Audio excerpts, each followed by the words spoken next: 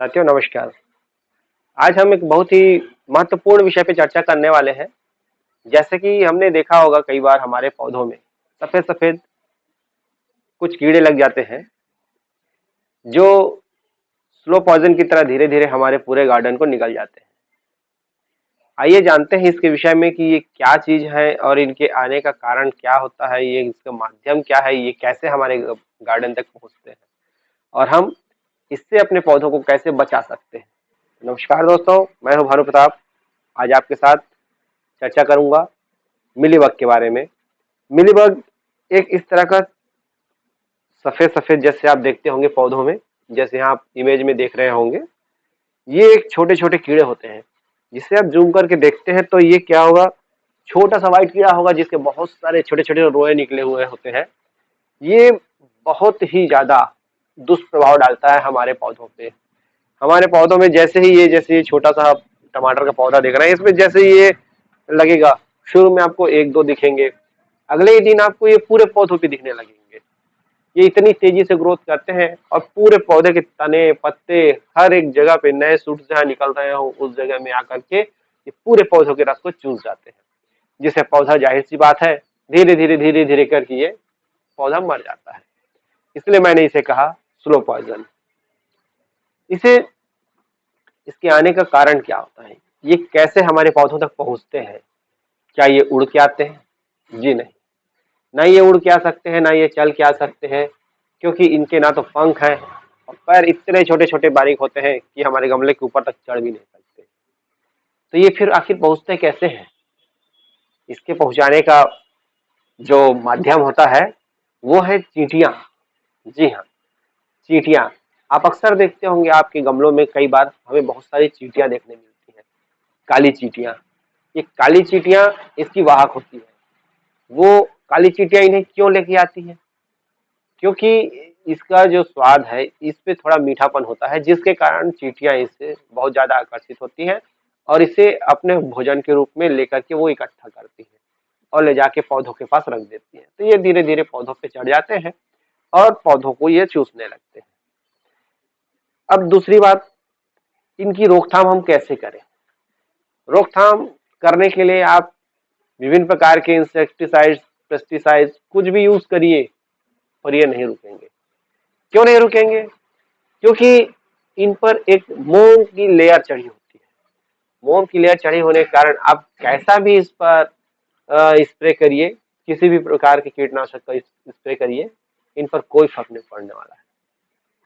अब समस्या ये आती है कि जब इन पर किसी कीटनाशक का असर नहीं होता है तो हम इसे फिर खत्म कैसे करें? इसका आखिर उपाय क्या है? जी, तो उपाय बहुत सरल है। बस थोड़ा सा आपको ध्यान देना है। अपने बाग बगीचे में जब भी आप टहलते हैं, हर दिन जैसे आप पानी देते हैं, तो आप अपने पौधों को थोड़ा गौर से देखिए, क्या मिलीबग उन पर अटैक तो नहीं कर रहे हैं? यदि मिलीबग आपके पौधों पे अटैक कर रहे हैं तो शुरुआती दौर पे इसे खत्म करना बहुत ही आसान होता है, और यदि ये पूरे पौधों पे पूरी तरीके से लग चुके हैं तो थोड़ा कठिन होता है, पर फिर भी हटाया जा सकता है। हटाने के लिए दोस्तों देखिए, सबसे पहले क्या करना होता है, जैसे आप कोई भी कीटनाशक लेते हैं, आप कोई भी कीटनाशक में या तो थोड़ा सा उसमें, जैसे इस तरह का देख रहे हैं, ये हैंड वॉश है, मतलब कोई भी लिक्विड सोप, हैंड वॉश डाल दीजिए या बर्तन धोने का डाल दीजिए या शैम्पू डाल दीजिए, इसमें थोड़ा सा मतलब एक आध चम्मच ऐसे आप पानी में मिक्स कर दीजिए। जिससे क्या होता है, पानी पतला हो जाता है, घुलनशील हो जाता है, कोई भी मोम की वैक्स की जो परत होती है इन कीटों पे वो उसमें घुल जाते हैं।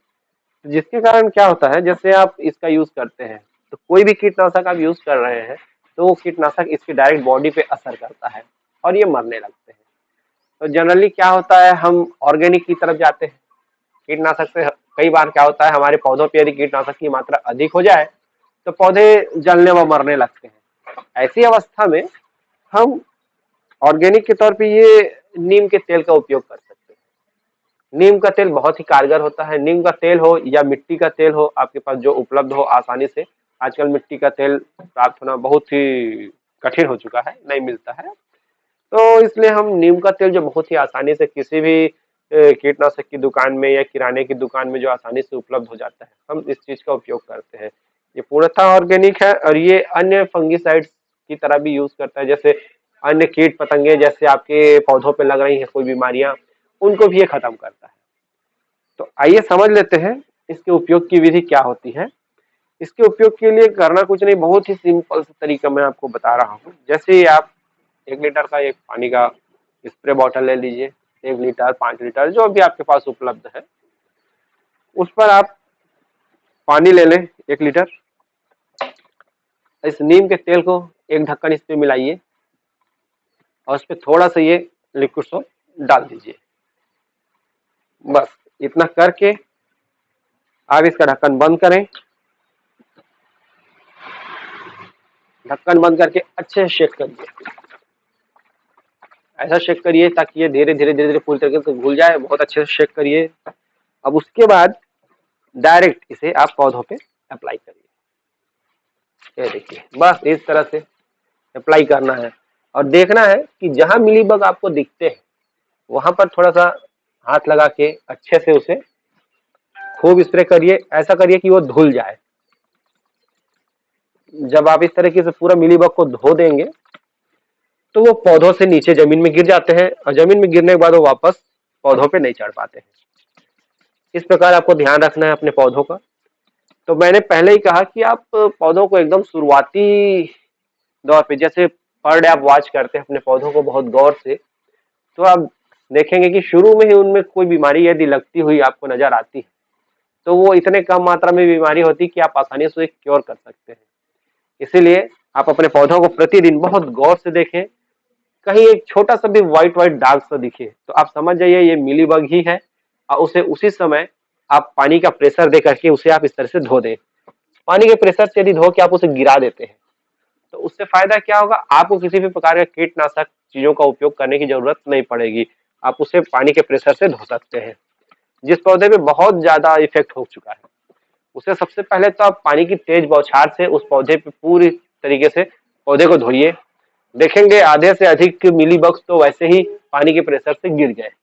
उसके बाद जो बहुत छोटे छोटे बचे हुए जो उस पे एकदम बुरी तरीके से चिपके हुए हैं, जो पानी की प्रेशर से नहीं गिर पा रहे हैं, उनके लिए फिर आप इस तरह से पेस्टिसाइड्स का यूज करिए। ऑर्गेनिक करें या मार्केट में मिलने वाले अन्य पेस्टिसाइड्स के साथ में आप थोड़ा लिक्विड सोप मिला करके यूज करिए।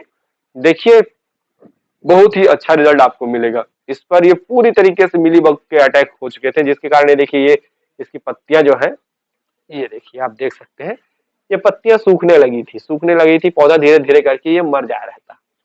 मगर हमने इसका ट्रीटमेंट किया। सिर्फ एक ढक्कन नीम ऑयल और थोड़ा सा 1 चम्मच लिक्विड सोप, दोनों को 1 लीटर पानी में मिलाकर हमने इस पर स्प्रे करना शुरू किया। पहले ही स्प्रे में आप देखेंगे कि काफी अच्छा रिजल्ट आपको देखने के लिए मिलता है। 2 से 3 बार आप इसका यूज करिए। देखिए सारे के सारे मिलीबग पौधे से खत्म हो जाएंगे।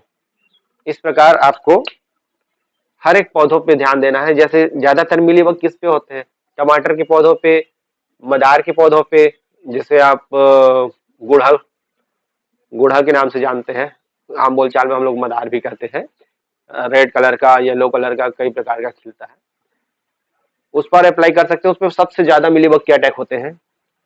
गेंदे का पौधा यदि आपके पास है तो गेंदे के पौधे में भी मिलीबग बहुत ज्यादा इफेक्ट करते हैं। सेवंती के पौधों में भी बहुत ज्यादा होते हैं। माने मिलीबग किसी भी पौधे को छोड़ते नहीं है। इसलिए मैंने बताया कि धीरे धीरे करके आपके पूरे गार्डन को, आपकी पूरी मेहनत को स्लो पॉइजन की तरह धीरे धीरे ये खत्म कर देंगे और आपको पता भी नहीं चलेगा कि पौधे कैसे मर गए, कैसे सूखने लगे, मैंने क्या दवा नहीं डाला, क्या खाद नहीं डाला, लेकिन ये कैसे मर गए। तो कारण सिर्फ एक है, मिलीबग। मिलीबग को हटाइए। ये आपके पौधों के लिए बहुत ही दुष्प्रभावी होते हैं। इसके लिए मैंने जो उपाय बताया इसे जरूर आजमाएं। ये आजमाया हुआ उपाय है, इसलिए मैं आपके सामने इस पौधे के गमले को लेके आया ताकि मैं आपको दिखा सकूं कि मैंने इस पर अप्लाई किया तो देखिए फिर से इस पर ये फूल खिलने लगे हैं। ये बहुत सुंदर, बहुत अच्छा रिजल्ट देता है, बहुत ही कम खर्चीला होता है, मगर बहुत बड़ी प्रॉब्लम से आपको निजात दिलाता है। यदि आपको नीम तेल आसानी से मिल जाता है बहुत अच्छी बात है, नहीं मिलता है हमारे डिस्क्रिप्शन पे जाइए, वहां पर आपको इसका लिंक दिया हुआ है, आप वहां से परचेस कर सकते हैं और अपने बगिया को मिलीबग से मुक्त रख सकते हैं। आज का यह वीडियो यहीं तक। धन्यवाद। वीडियो यदि पसंद आए लाइक करें, सब्सक्राइब करें, अपने मित्रों के साथ में शेयर करें ताकि वो इस प्रॉब्लम से अपने बगीचा को बचा सके। धन्यवाद।